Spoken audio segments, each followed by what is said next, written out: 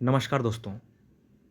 एक राष्ट्र एक चुनाव, यह अभी करंट का न्यूज़ है और आने वाले सभी परीक्षाओं के लिए महत्वपूर्ण टॉपिक।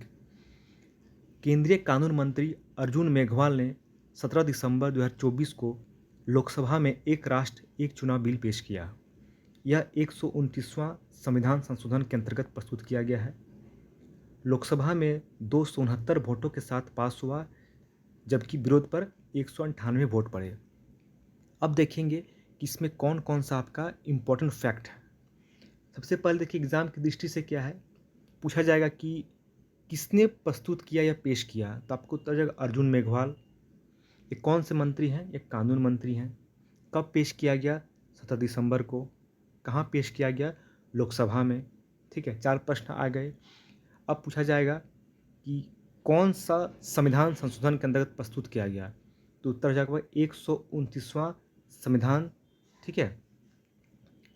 अब देखिए इसके पक्ष पर 269 वोट पड़े, जबकि विपक्ष पर यानी कि विरोध पर 198 वोट पड़े। ये आपका फैक्चुअल क्वेश्चन हो गया। यह एग्ज़ाम में पूछे जा सकते हैं। बहुत महत्वपूर्ण आपका यह प्रश्न हो जाता है। ठीक है। अब जानेंगे कि एक राष्ट्र एक चुनाव है क्या।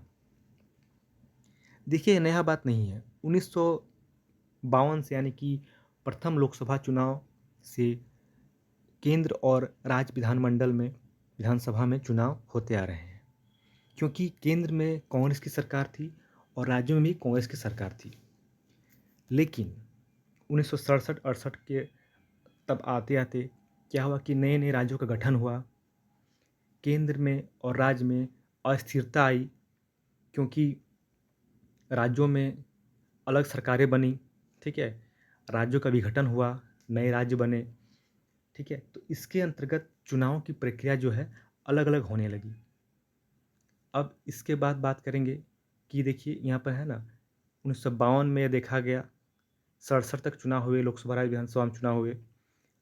अब देखेंगे कि इस पे वन राष्ट्र वन नेशन जो आपका है, एक राष्ट्र एक चुनाव, इसके अंतर्गत एक कमेटी गठित की गई, जिसके अध्यक्ष हैं पूर्व राष्ट्रपति रामनाथ कोविंद जी।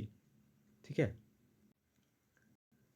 अब जानेंगे इसके फायदे क्या हैं और नुकसान क्या क्या हैं। एक राष्ट्र एक चुनाव होने से कई फायदे हैं।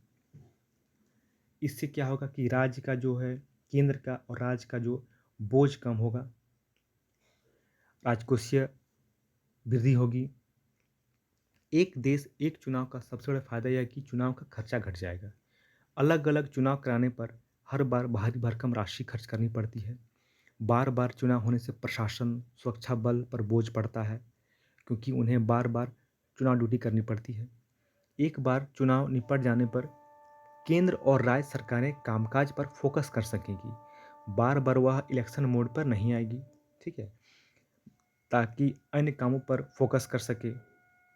एक दिन चुनाव होने से वोटरों की संख्या में बढ़ेगी, क्योंकि उनको ये लगेगा कि एक ही बार वोट देना है। ठीक है, बार बार अगर कोई बाहर में रहता है तो आना नहीं पड़ेगा बार बार। ठीक है, तो एक बार वोट दे के आप राज्य विधानमंडल या विधानसभा या केंद्र का चुनाव एक ही बार दे सकते हैं। इस पर चुनौतियाँ क्या क्या हैं, नुकसान क्या क्या हैं। एक देश एक चुनाव में संविधान संशोधन करना पड़ेगा। इसके बाद राज्य विधानसभा के पास पास करना पड़ेगा। सबसे महत्वपूर्ण है कि राज्य विधानसभा के पास इसे पास कराना।